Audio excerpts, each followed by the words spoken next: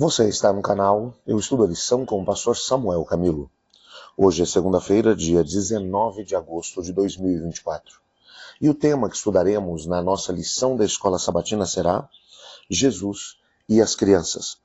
O texto que serve como base para o nosso estudo, Marcos capítulo 10, versos 13 a 16, que diz assim: Alguns traziam crianças a Jesus para que ele tocasse nelas, mas os discípulos os repreendiam.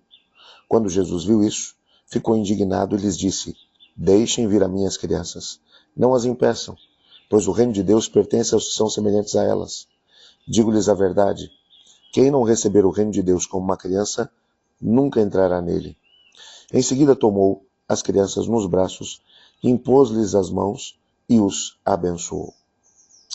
Quando nós olhamos aqui para esse texto, nós precisamos compreender algumas declarações de Jesus Cristo. Jesus havia feito uma declaração no sentido de poder mencionar que as pessoas não poderiam entrar no reino de Deus se não se tornassem como crianças.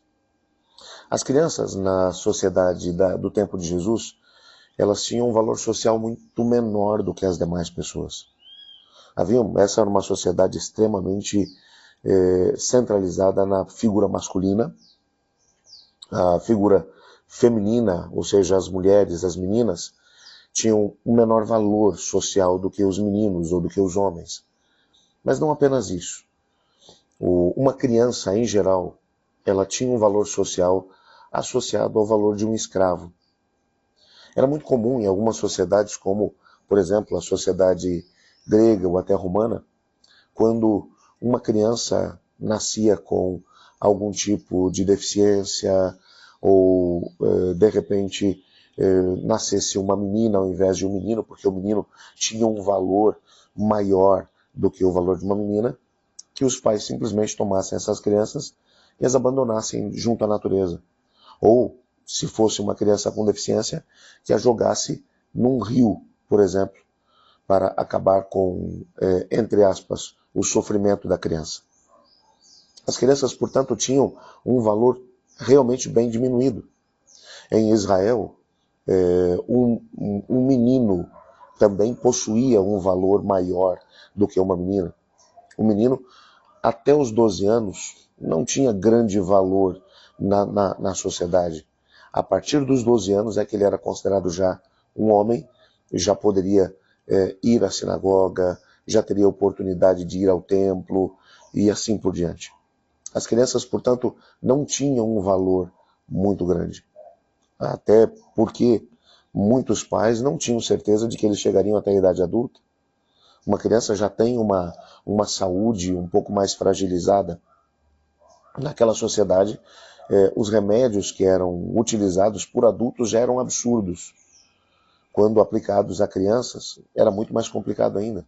Era natural que uma criança tivesse febre e, por exemplo, para baixar a febre, que ela utilizasse algum tipo de amuleto ou algumas palavras, entre aspas, mágicas que as pessoas diziam para poder tentar fazer com que a pessoa pudesse melhorar. Portanto, se não fosse alguém que tivesse um pouco mais de estrutura física mais forte, dificilmente chegaria à idade adulta. Então parece que a boa parte das pessoas daquela sociedade já buscavam talvez nem se apegar tanto às crianças, porque não tinham certeza de que elas chegariam até a idade adulta. O fato é que Cristo Jesus, em alguns momentos, tomou atitudes que acabaram chocando as pessoas do seu tempo, mostrando o valor que as pessoas têm. Nesse caso especificamente, as mães, o texto vai mencionar que algumas mães trouxeram crianças a Jesus para que ele tocasse nelas. De novo, eu menciono, numa sociedade como aquela, onde a bênção sobre uma criança poderia, na mentalidade delas, ou das pessoas, da maior parte das pessoas, representar uma longevidade, talvez, ou o escapar das diversas doenças que a época da infância proporcionava uma criança. Essas mães levaram suas crianças a Jesus, querendo que ele tocasse nelas. Os discípulos repreenderam essas mães. Jesus tinha coisas mais importantes do que se preocupar com crianças. As crianças não tinham um valor social tão grande para que Jesus deixasse os adultos para se dedicar a elas. O que chama atenção é exatamente os termos que vão aparecer logo a seguir no versículo 14. Quando Jesus viu isso, ficou indignado. Indignado. A indignação de Jesus é apresentada no contexto dos evangelhos apenas quando pessoas são afastadas dele. Eu vou lhe dar um outro exemplo. Os evangelhos mencionam que Jesus Cristo ficou profundamente indignado, e sabemos que no começo do seu ministério e também no final dele, quando ele chegou no templo, na época da celebração da Páscoa, e viu que o pátio dos gentios, que era o maior pátio, haviam 3 pátios dentro do templo. O maior pátio, o pátio externo, que era o pátio dos gentios, era onde os não-judeus poderiam se aproximar para poder assistir às celebrações ou sacrifícios no contexto do templo de Jerusalém. Depois havia o pátio das mulheres e finalmente o pátio dos homens. O pátio dos gentios, como os judeus naquela época queriam de alguma forma afastar as pessoas, eles montaram uma grande feira, onde eles vendiam animais, onde eles trocavam o dinheiro comum pelo dinheiro do templo. Havia ali muito barulho. Por quê? Porque eles não tinham interesse que os não-judeus se aproximassem do templo. A Bíblia vai usar a mesma palavra. Jesus se indignou e expulsou os que compravam e vendiam do templo, e então trouxe as pessoas até ele. As abençoou, curou os enfermos e ao mesmo tempo pregou a palavra de Deus para eles. A indignação de Jesus está sempre associada a situações que acabavam afastando outros do seu evangelho. Por isso ele vai ver agora a postura dos discípulos e ele vai ficar indignado com esses discípulos.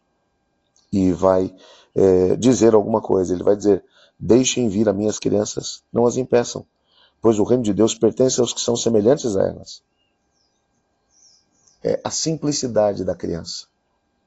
Era isso que Jesus se referia. A simplicidade, o coração puro de uma criança. Era isso que Jesus se referia quando dizia que aqueles que quisessem entrar no reino tinham que se tornar como elas.